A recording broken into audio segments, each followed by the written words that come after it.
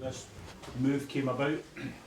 I found out near the end of the season that I was Celtic were going to release me. So I found out about that, and then I started speaking to clubs, and Motherwell had showed an interest in me. So with them having the extra week of the playoffs, I managed to get in, do a couple of days training, and the manager was happy with what he seen, and so they were so after the games they were waiting to see if we could, where they were going to be and what could get sorted. So luckily they came through that, and then we sat down with them and things have worked out, so I'm delighted. Were you waiting to see where they were going to be? No, for me it wasn't a big issue, you know. I'm just want to get and play games, you know what I mean, but I would obviously prefer that they've stayed up, you know what I mean, because I want to play in the top flight. That's where I want to test myself, that's where I feel I belong. So I was delighted that they stayed up, but if they went down then this still could have happened, you know what I mean, you just never know. How frustrating was your time at Celtic?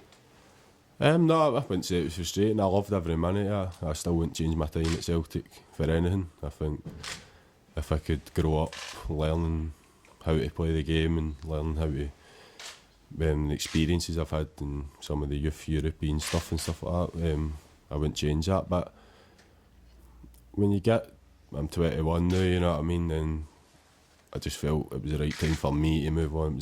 The club agreed it was the right time for them. So, but I just want to play first team football and be involved in first team stuff. So can't wait to get started. What did Ronnie Dyler say to you? It isn't really. Since when Ronnie came in, I've always been injured up until the last couple of months. So I spent my time trying to get fitness. So, and I did do bits of training with the first team and stuff like that. But it was hard for me to work closely with Ronnie Dale and stuff like that. So it was mainly I was still working with the development squad with Chris McCart and Stevie Frail and stuff like that. So it was hard for me to force my way into that, you know. Generally speaking, did you think you got your chance at Celtic? Just as I was had played a couple of games and was starting to break in and training with the first team every day, then I was really unfortunate with injuries. The last 2 seasons I've only played a couple of months football, you know what I mean, with injuries. So I think they had a big part to play in it as well, and I've just been unfortunate. It was nobody's fault, it's just wee things that happen, so that's just the way it worked. Has there been different injuries that you've picked up? Yeah, they've been. It all started a couple of years ago. I had a problem with my hip, and then there was a few other issues just come back. There was nothing major, you know what I mean. It was just kept building myself back up, and then I was picking up some wee silly thing, and it was setting me back again, and it just kind of dragged on, you know what I mean. So, but I've never went a long spell with running and stuff. I've always been stuff like that and near training, you know what I mean. So I've always been fit, you know. When you look back in your time at Falkirk then and reflect on the few months there?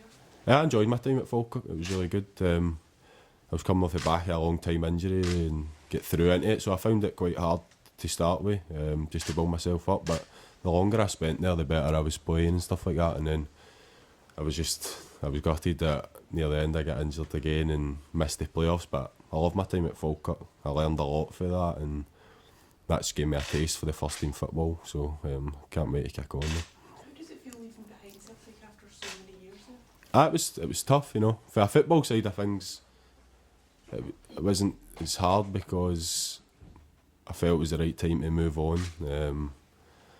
But for the other side of things, the amount of good people I've met there, the amount of friends I've made there, it was hard for that side of things. But for the football side, it was definitely the right thing to do. We've seen so many players leave Motherwell the last couple of days. How does it feel to be Ian Barclay's first signing in the summer? I'm delighted that it's came this early, you know. I was maybe expecting for the summer to go, and I was still waiting to see where I was going to end up. So when this came in, I couldn't wait to get signed. The manager was excellent. Everything's been positive with him. The chats I've had with him and the chats I've had with other players that have been here, it's all been positive. So it's been good. Where did you watch the playoff? The first leg I just watched it in the house, and then the second I was out with a couple of my friends just watching it. But I was as the goals were going in, I could relax and watch it, you know. So knowing that you were going to be a Premiership player? It still wasn't definite that it was all going to get done, but I had an idea, so I was keeping a close eye on it, and I was relieved that they'd done it. Are you going to train over the next few weeks then before pre-season I've starts been again? because of I missed most of this season, and didn't feel it'd be right for me just to sit with my feet up all summer. So I've not really stopped. I've just been out and doing my own thing, and I'll keep that going right up till I get back. But I need to obviously get my rest in as well, but just make sure that I get the balance right. Most players, when they come to a new club, they'll say they base it on the squad that's here or what the talent already is like. But in Motherwell's case, you can't really base it on the squad. What was your decision based on? It was just based on that I felt it was a good opportunity to come here and play. Obviously, the last season we had a tough season last season, but I don't think we'll make the same mistake again. I think we'll kick on now, and it was just really the manager. I thought was really positive. These ideas and stuff like that I think suits my game and stuff like that. So it just seemed a good fit, and that was probably the main reason. How far do you think Motherwell can go under Ian Barraclough next season?